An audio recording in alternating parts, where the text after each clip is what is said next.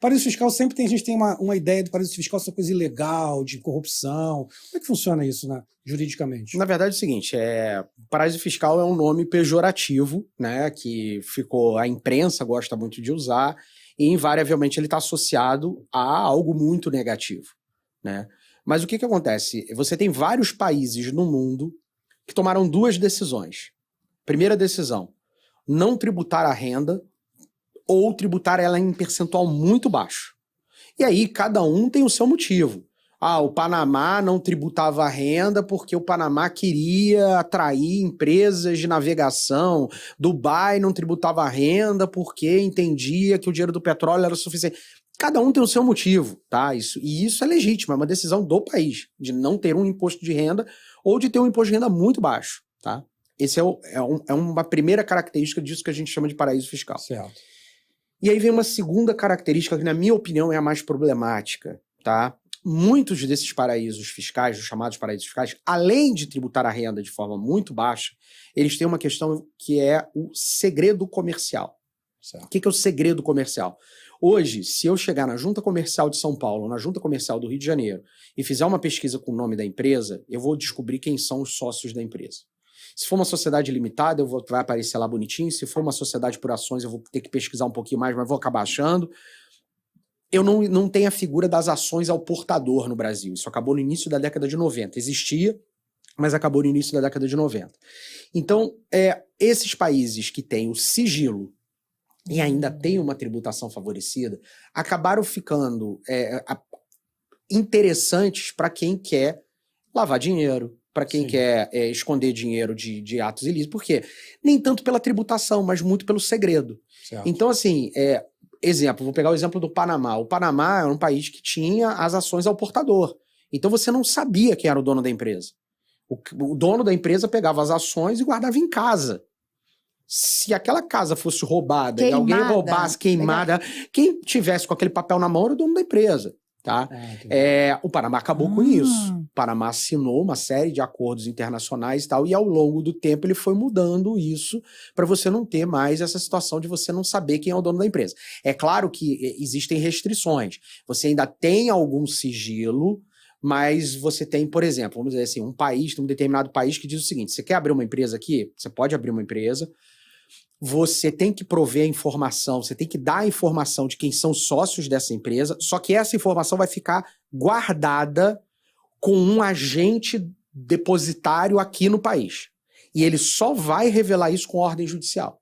Ou seja, tem a informação lá, ela não é pública, mas se tiver um pedido de um juiz brasileiro, por exemplo, para um juiz desse país, dizendo, olha, a gente está aqui numa investigação e a gente achou que essa empresa aqui é de um brasileiro que está usando para lavar dinheiro de tráfico de drogas. Os crimes mais problemáticos são tráfico de drogas, tráfico de armas, tráfico de pessoas, corrupção e a lavagem de dinheiro associada a todos esses crimes, né? Então aí você tem uma ordem judicial e aí o sujeito ele vai abrir a informação sem te pedir antes, tá? Muito parecido com o que os bancos americanos fizeram, né, logo depois do 11 de setembro, né? Você teve uma série de mudanças na legislação americana com relação à proteção de informações. Muitos bancos passaram a exigir uma série de informações e eles mesmos diziam, olha, eu não vou passar essa informação para ninguém, mas se um dia alguém pedir essa informação, eu tenho que ter. Tá?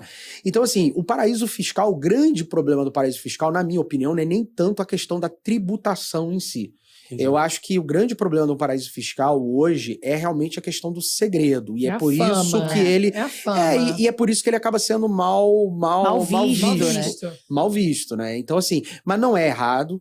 Tá? Não é ilegal, não é ilegal. Então a gente pode ter uma continha lá. Pode, não tem $10 problema. Na Suíça. $10 assim, a legislação brasileira permite que você tenha conta no exterior, a legislação brasileira permite que você tenha uma empresa no exterior. Ela não tem restrição com relação ao lugar onde vai ser essa sua empresa, se vai ser nos Estados Unidos ou se vai ser em Cayman ou BVI, sei lá. não tem essa restrição, desde que você informe isso nos termos da legislação brasileira. Então, lá no meu imposto de renda, no imposto de renda de qualquer contribuinte no Brasil, tem lá um campo para você escrever. Eu tenho uma conta bancária nos Estados Unidos com valor em 31 de dezembro do ano passado, fechou com valor de tanto. De $10. Você informou isso, um abraço, não tem problema nenhum. Lembra quando eu vim para cá logo no começo? Não sei se mantém, né? Uma vez eu falei com um contador aqui, um contador americano, ele falava de residência, de comprar um imóvel, as vantagens e tal. Eu perguntei, qual é a melhor maneira de eu comprar um imóvel? Porque tem muita gente que falava, não, você abre uma empresa numas Ilhas Caimã da vida dessa aí, e que é um paraíso fiscal, você abre uma empresa lá, que a tributação é baixa, e você compra pela empresa. Aí o cara me explicou, olha só, se você é residente dos Estados Unidos e é a sua primeira residência, compre aqui. Não compra por empresa, compra pessoa física. É vantajoso para você. Se for um segundo imóvel de investimento, ou se você morar no Brasil, aí vale a pena. Isso é assim ainda? Existe essa diferença? Olha, aqui nos Estados Unidos eu não sei. Efetivamente, muita gente... no Brasil, antigamente, era muito difícil você pensar numa pessoa ter uma empresa para poder ter um imóvel. Sim. Por quê? Porque no Brasil demorava demais para abrir empresa e depois, se um dia você quisesse fechar uma empresa no Brasil, era uma desgraça. Hoje em dia é super simples. Mudou isso? Olha, vou te dar a noção assim, da Junta Comercial do Estado do Rio de Janeiro. Você abrir uma empresa hoje na Junta Comercial do Estado do Rio de Janeiro, você vai levar isso, você apresentar a documentação toda certinha, que não é tão complicada assim, você vai levar aí umas 2 semanas, você abre a empresa. Sério, cara? Nossa! E fechar, cara, você fecha em 10 dias, em 5 dias. Por quê? Porque antigamente, qual era a dificuldade de fechar uma empresa? Para você fechar uma empresa, você tinha que ter todas as certidões tributárias dizendo que você não devia mais tributo nenhum. Sim, verdade. E aí como eram várias certidões, era um cachorro correndo atrás do rabo. Por quê? Você demorava pra caramba pra conseguir uma certidão. Aí quando você tentava conseguir a outra, essa daqui perdeu a validade. Aí essa daqui você conseguia, aí uma outra perdeu a validade. Isso acabou. A regra hoje é o seguinte, você no que a gente chama de distrato, lá no distrato, você vai dizer quem fica responsável pelas dívidas e eventuais dívidas da empresa. E tem que ser os sócios. Entendi. Então o que você faz? Você vai tirar, você vai dizer o seguinte, olha, qualquer coisa que aparecer nesse CNPJ aqui dessa empresa, na verdade vai estar vinculado a esse CPF aqui. Uhum. E aí você mata a empresa.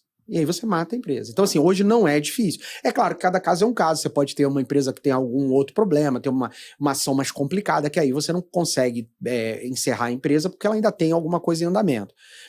Mas a regra hoje é muito fácil. Aqui nos Estados Unidos sempre foi assim.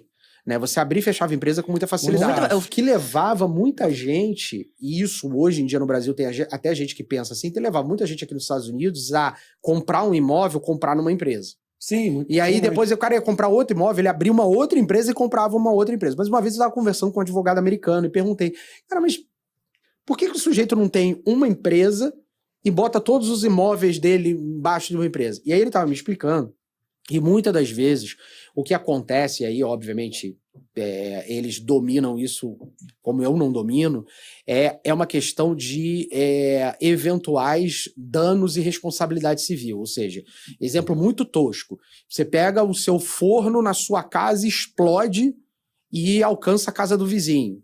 Dependendo do estado americano, você vai ter um problemaço de seguro, você tem que ter seguro e tal, não sei o que, mas tudo aquilo fica contido naquela empresa. Entendi. E não automaticamente espalha pelo seu patrimônio inteiro. Entendi. Então, assim, dependendo do estado americano, porque aqui ainda tem essa particularidade, né? Não é a mesma regra para todos os estados americanos. Dependendo do estado americano, o cara fazia esse tipo de solução, ou seja, era uma empresa para cada imóvel, uma empresa para cada imóvel. Mas por quê? Porque aqui sempre foi muito fácil abrir e fechar a empresa. No Brasil não era assim, hoje em dia já é. Pelo menos nessas 2 juntas comerciais, Rio de Janeiro e São Paulo, é muito simples.